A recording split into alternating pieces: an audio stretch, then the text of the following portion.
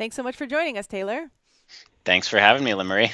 Now, I always start off by how I know the guest, and this is another one of those situations where I don't, but luckily, a friend of a friend connected us. It's actually Spencer Jacobson, somebody I met at A-Fest, sends me an email and said, my brother, he's CEO and founder of Focusmate, and he's got some great quits. And absolutely, when I looked into your story, I was like, not only are there great quits, but this thing that you are doing now with Focusmate is so on point with what I'm sure so many of my listeners need because many people in the quitting sphere are starting a side gig, and that's generally a work from home situation where you're now probably working up to 80 hours a week between your main gig and your side gig, and it's really hard sometimes to focus and be as productive as we can. And so we're going to get to some tips about how you learned through one of your quits the importance of focus. But before we get to that, Taylor and I were chatting a little bit beforehand, and he had another startup that he had to himself put the end to, and there was a team beneath him. So he's making a quit that's going to affect other people.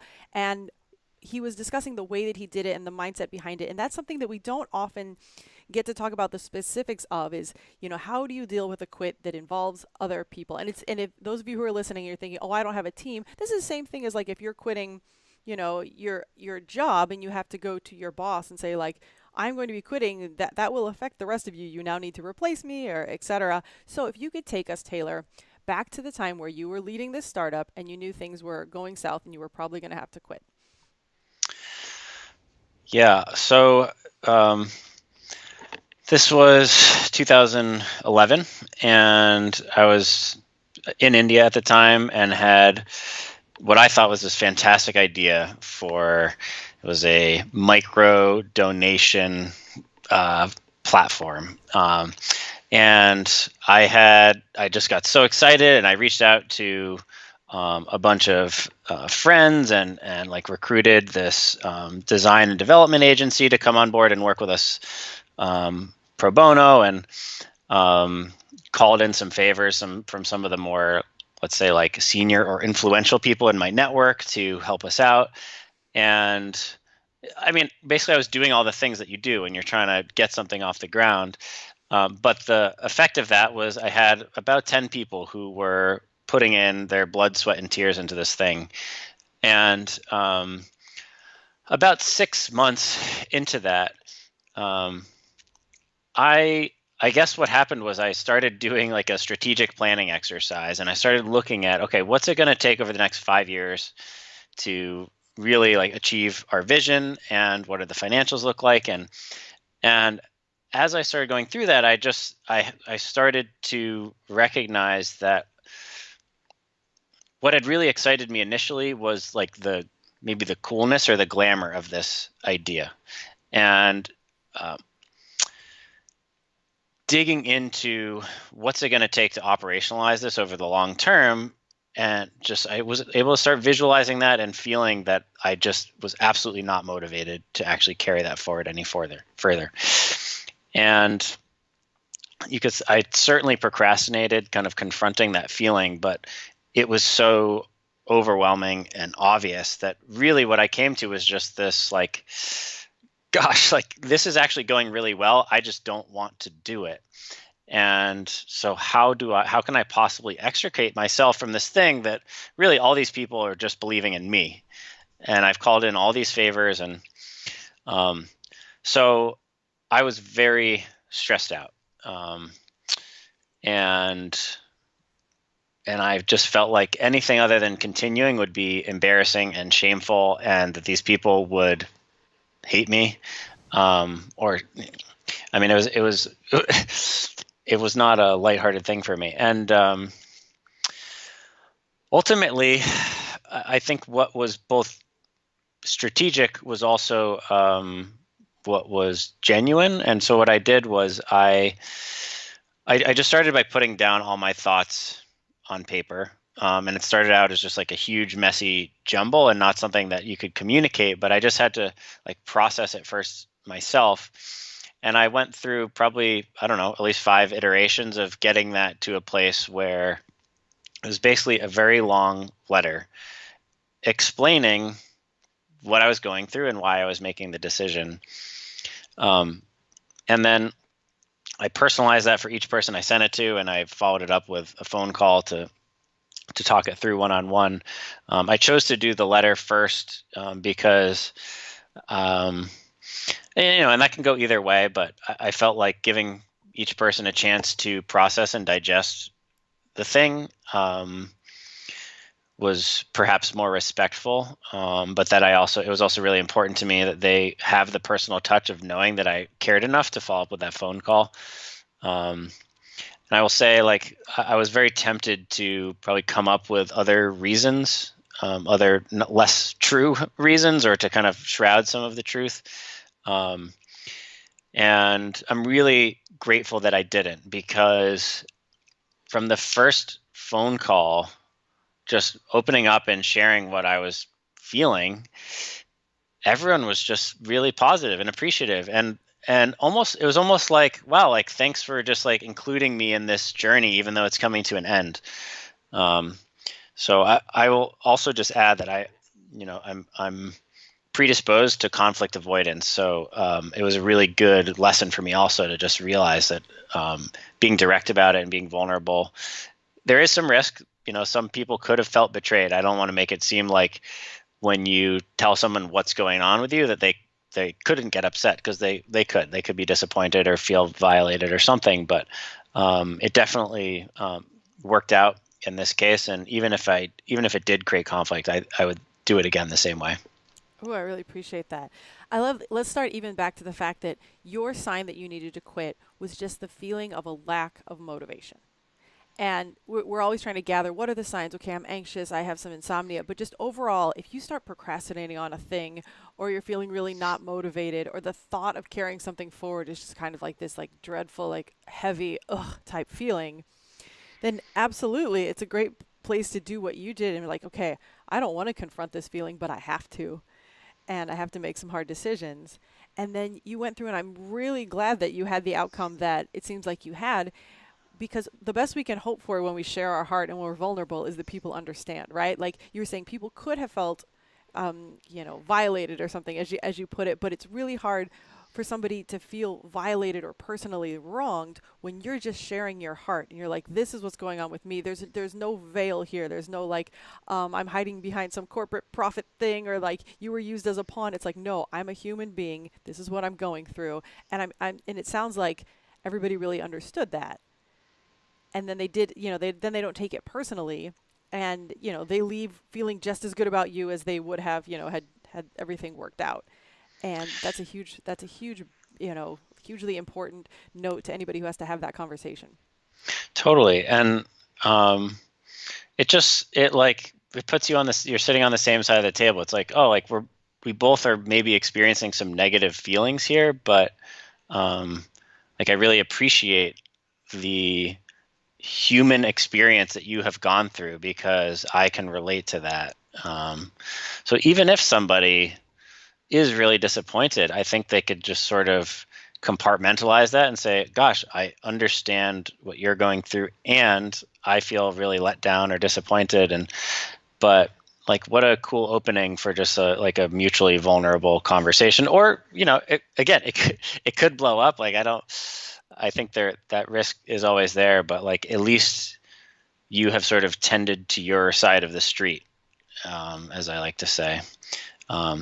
I do think you hit on something that's maybe potentially confusing or contentious, which is like, is procrastinating on something or not feeling motivated on something the reason to quit? And I'd actually love to hear your thoughts on this, because I think it can kind of go both ways. And I know sometimes I will procrastinate on stuff that I really want to do, and I think that can be a fairly universal experience.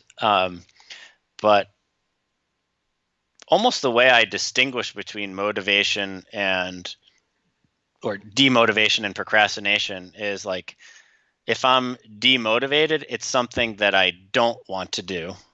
If I'm procrastinating, it's something that I do want to do, but that I'm avoiding for some reason. So I will just throw in that distinction that for me, certainly in this experience and in many other of my quits or like really hard life choices, I will often be it'll often be a demotivation that's sort of causing me to say, okay, this is not really where my heart is.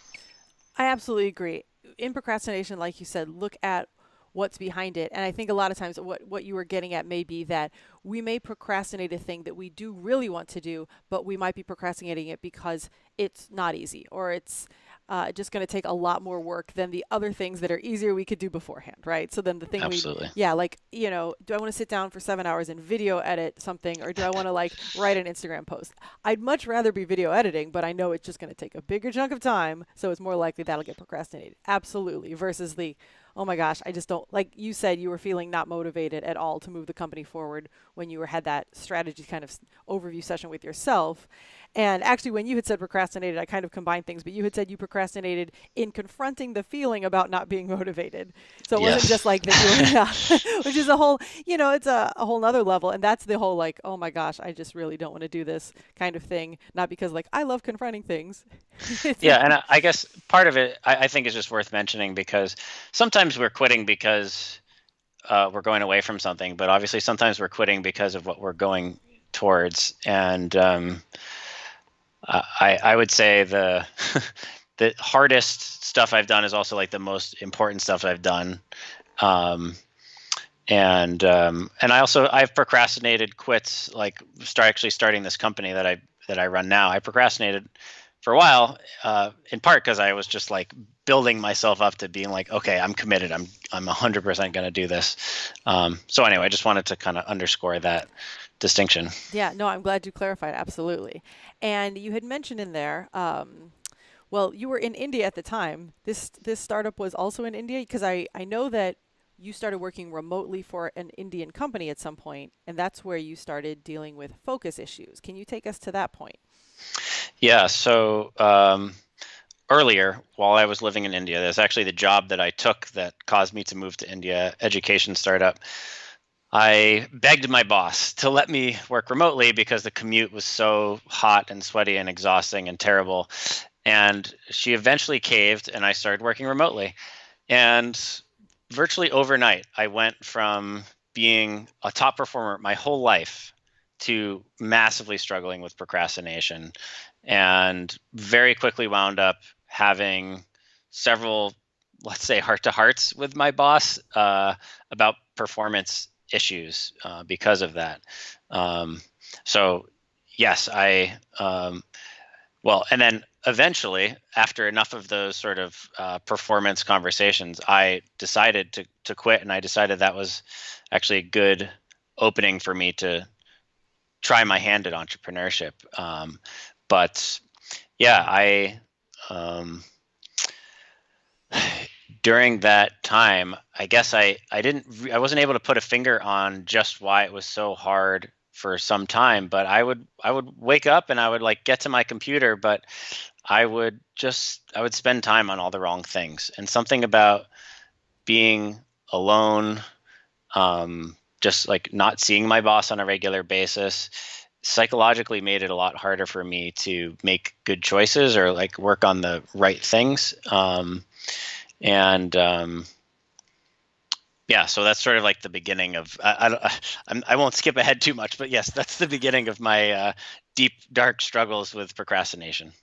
Gotcha. And at this point, guide us into where you went from there because I know that at some point you started doing some self-development work and I'm wondering did that all come around the same time where you start doing this work and then generally in there are some okay, here are some focus tools, some other maybe business um, performance type tools that are in self-development. So is that when you started honing in on the practices? Yeah, so just being in that place of struggling that intensely is when I started to really study personal improvement, personal development, from behavioral science to productivity hacks to you name it. And I would say that I found many useful things, and it's a lot of the tried and true stuff that are kind of almost memes in the productivity world. In terms of like, how do you write a good to-do list and like eat the frog and plan the day before and um, set a good vision and there's a long list of stuff that I will say is absolutely valuable, but which really didn't make very much difference for me. And I spent years like trying a lot of these things, but still feeling like I was largely spinning my wheels. And so I have been working alone, remotely, in various forms of entrepreneurship since 2011 when I quit that job. And the one thing that has made the most transformative difference is accountability in different ways. But yeah, we can get more into that. But that was really the genesis of all the things that I do now. That I would say I'm easily 100 times more productive than I was at that point in time. Gotcha. And how did you start with accountability? How did you find that, like maybe first accountability partner, accountability system that you used? Yeah, so I was an executive coach at the time, and I was talking to a member of one of my men's groups, and he had an investor presentation a couple weeks away, and had just been procrastinating and was really starting to freak out. And we were just brainstorming, like what could we do to help him get a handle on this. And I suggested that I would just get on Skype with him and just sit there with him while he would work on this. And it was actually somewhat self-serving because I had been procrastinating a blog post for probably 3 months at that time. So I said, I'll sit there with you. You'll work on your presentation and I'll write my darn blog post.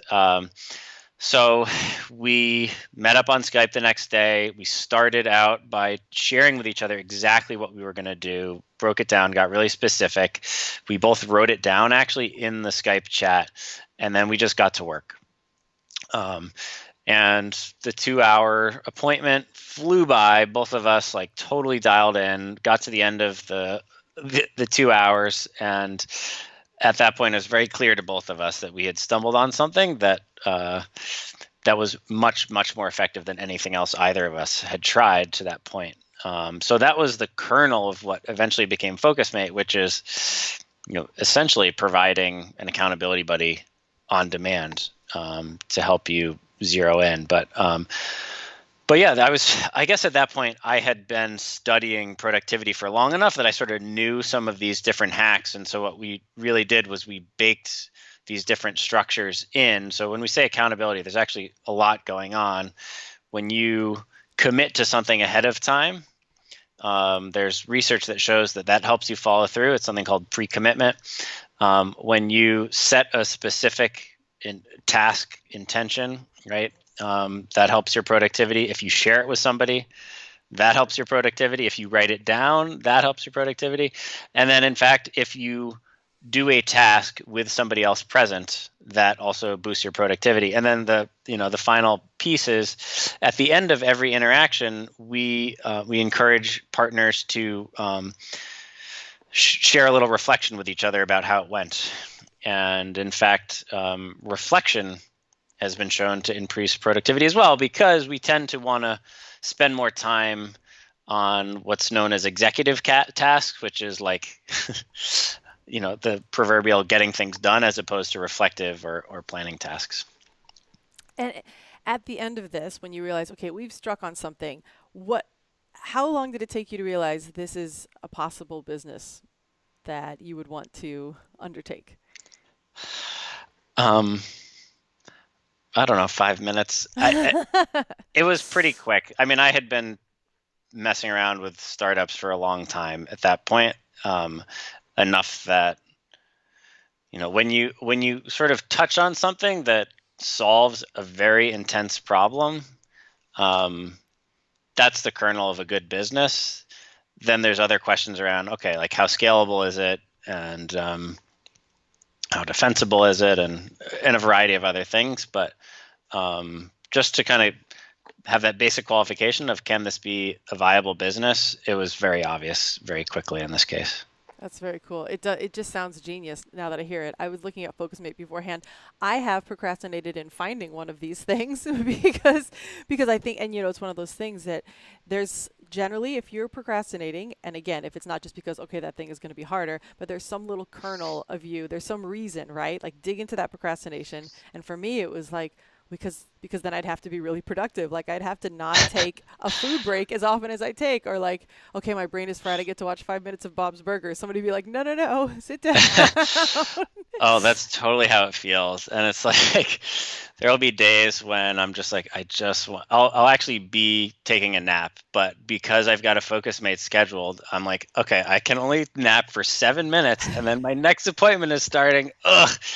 And I hate it, but then suddenly I'm like at my desk and my partner's there and I'm like, I'm going to work on, this terrible, gnarly task. And then suddenly I'm doing it, and so I hate it, but I love it. Yeah, I'm imagining that for all of those out there that are like solopreneurs, we're working from either our homes or a coffee shop or somewhere that's somewhat isolated. This also has to have the added benefit of a little bit of a sense of community.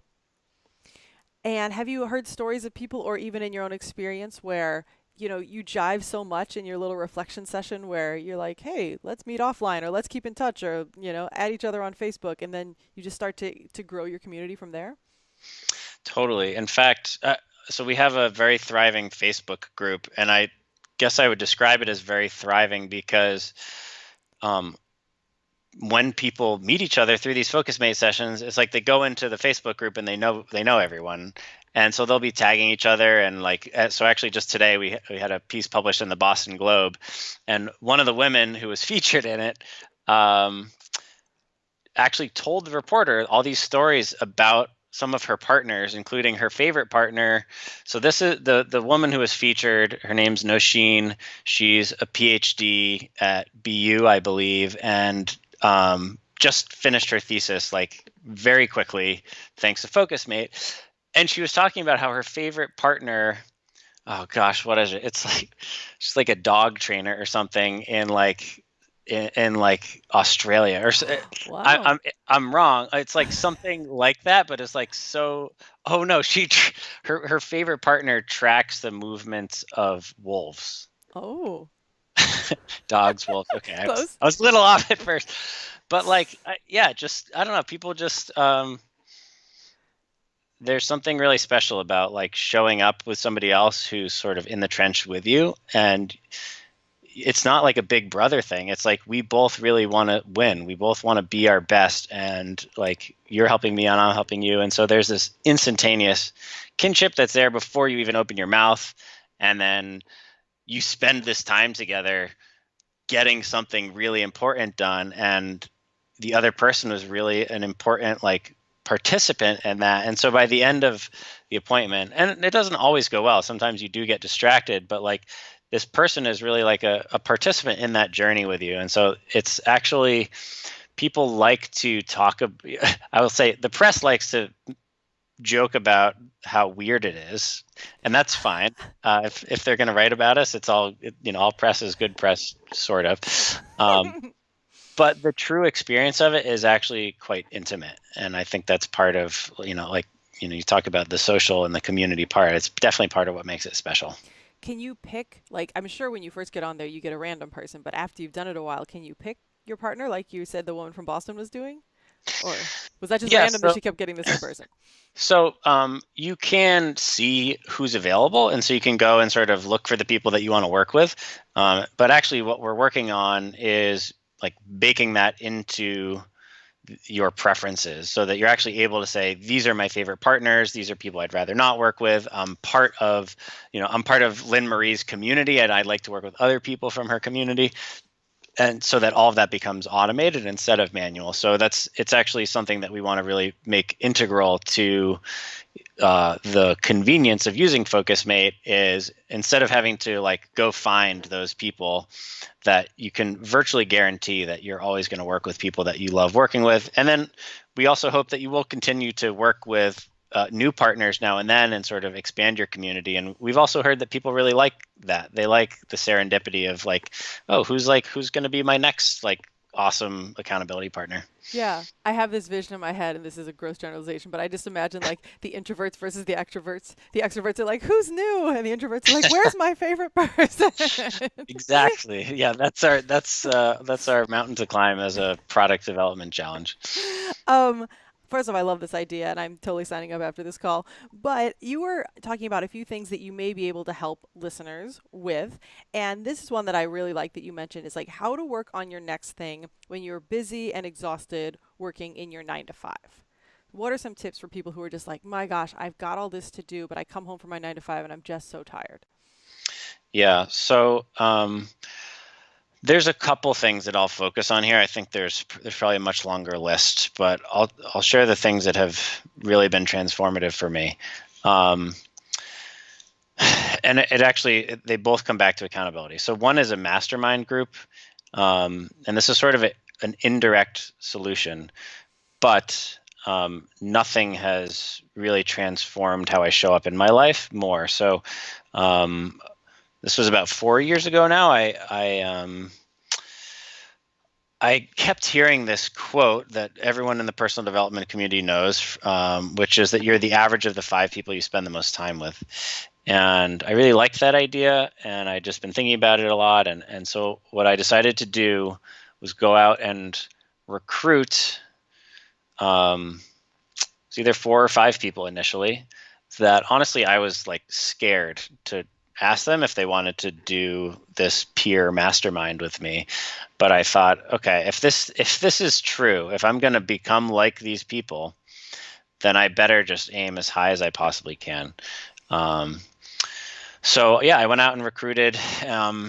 I think I probably invited 7 people, and 5 of them said yes, which blew me away. And what we've done is we've met in person for 3 hours every month, and it's a completely confidential environment. And we talk about the biggest challenges we're experiencing and our goals. And we also check in weekly in writing about how did the last week go and what are our goals for the coming week. So especially, if you are, you're getting home from work and you're tired, and in that moment, like you're hungry, you want to rest, you want to order some takeout, you want to watch Netflix, like, or at least that's my natural Yeah. response to that environment. It's like exceedingly unlikely that I'm going to do anything healthy, but having this very intimate, deeply connected social structure where I know these people they know what I'm supposed to be working on and getting done, and I'm going to have to show up and I'm going to talk to them about it. It really just like calls forth this better person in me.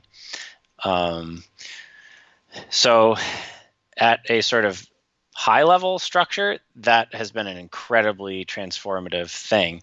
I think the other piece is like in the moment when you're just want to watch Netflix, like how do you make a good choice then? And I think that's also a really huge challenge when you're trying to work on your next thing, but you still have your day job or whatever.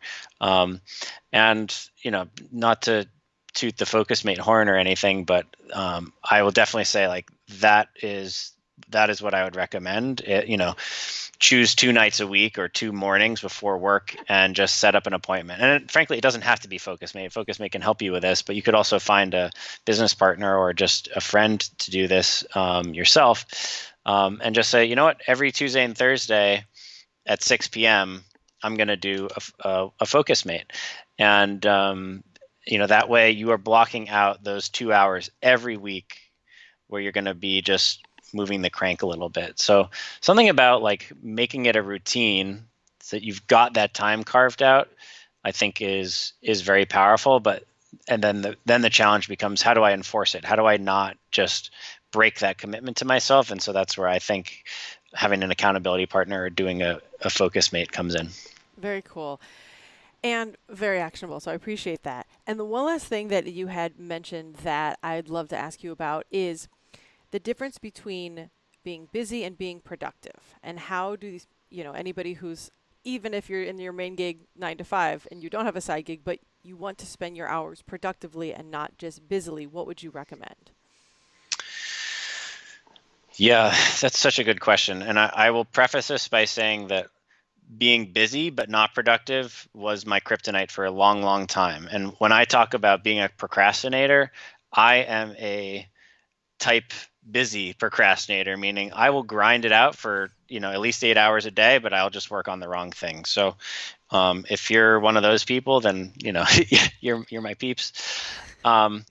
So over many, many iterations, what I do now, which is very empowering on this, is I set intentions at the year level, the quarterly level, the monthly level, the weekly level, the daily level, and then even the hourly level or within an hour. And so without overcomplicating it, basically what's happening is every year I'm saying, what do I want to achieve this year? Sort of like doing my OKRs.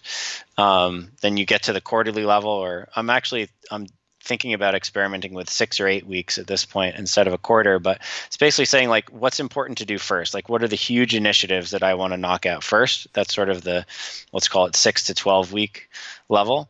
And then once a month, I'm looking at, okay, what are the first things that I can get done? And a month is a short enough period of time that you really are starting to say, gosh, I can only do a few things this month. So what are the things I want to knock out from my quarterly plan?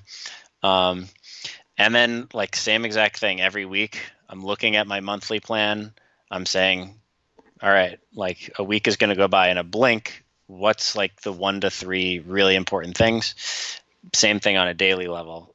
So not to be long-winded about it, but I think it works because each of those moments, and let's just say like my weekly planning can be challenging, but it's not that challenging. All I have to do is I look at my plan for the month and I maybe spend 30 minutes kind of wrestling with it and like digging into some of these things and unpacking them and saying, okay, this is what I want to do. But because I do it so regularly at each of those intervals, it actually makes each of those steps a lot more actionable and a lot more empowering. So a lot of what I'd struggled with was sort of resisting making it so comprehensive and thorough. But now that I am in that cadence, I find it's almost like relieving and refreshing when I plan my day or I plan my week, when I'm saying, oh, this is my chance, like check back in on how I'm tracking on these longer term things. So that really just bottom line helps me be highly intentional at all times about what I'm working on. Yeah, I appreciate that. You make me think of this book that I loved. It's called The One Thing. I'm guessing you came across it many times in your personal development. It's by Gary Keller and Jay Papasan. I just had to look this up. But it's essentially, that to-do list could have 400,000 things, but which of those is the one that's actually going to get you the results that will push your business forward? And as you were talking before about, okay, you're working 9 to 5 and you come home and you want to make good choices, generally there are two scenarios. You can either like open up the computer and you're kind of like half exhausted, half watching Netflix, half eating state, and be like, okay, I'll get a bunch of stuff done. And then like 4 hours later, you're still there and your mind is still in work mode halfway essentially. And you might have like, okay, I did an Instagram post and then I like applied for one TEDx talk, and like, no, the one thing you really had to do or that would have pushed you forward, like for me, is like, okay, you needed to get a podcast up and out. And if I'm in a situation where I come home from seeing patients and I don't have that one thing, then I'll spend 4 hours doing whatever. But if I have just the one thing, then it would be cool to like hop on with a Focusmate and know for your own, energy level. Hey, if I crank it out for 50 minutes, then I can watch Bob's Burgers. You can do whatever Exactly. else, right? Oh, completely. Yeah. And it's just like being completely switched on or completely switched off. Yeah. That is another one of the awesome things that I love about Focusmate is like sometimes I'll even finish the thing and it'll be my last session of the day. And I'll say, you know what? I'm going to go on Facebook for the last 8 minutes of this session because I did it. I got it done and it's cool. And I'm like already sort of using that structure to like start unwind and shut off my day. So yeah, totally agree and totally resonate with also that is exactly how I used to procrastinate, is the like, I'm just grinding and I should always be working, and it's like ridiculously ineffective. Like I could work 10 hours a day like that and literally achieved nothing for months on end, and I have back in the dark days. Yeah. I understand. By the way, this was not a commercial for Focusmate, but I'm just so enthralled by it that I'm it's free, right? Like so, so just go try it. You have nothing to It's lose. a public service announcement, not a commercial. Pretty much, yeah. Like I just heard that he got had some great focus tips, and selfishly, I was like, "Oh, do tell," because I sometimes get the concept, like I said, "Oh, I know my one thing," but actually sitting down and sometimes turning off all the notification and doing the deep work is not always my forte. Especially because in the world I'm in, like Instagram will give you more exposure if you answer things really quickly if somebody comments on your Instagram. So it's really hard for me to be like, I'm going to turn off all social media for a half day and then know I'm going to get like penalized by some algorithm on the backside. So that's been my like excuse sometimes for not doing it. But again, 50 minutes, who can't sit there for 50 minutes? And then you've got some time to check and do what you need to do, and after that, but just the sense of accomplishment, and I'm sure the energy level from feeling true productivity is going to really make a difference. Yeah, well, you'll have to report back and let me know. I certainly will. Taylor, thank you so much for coming on the show today. Thanks so much for having me. All right, for everybody else out there, until next time, happy quitting.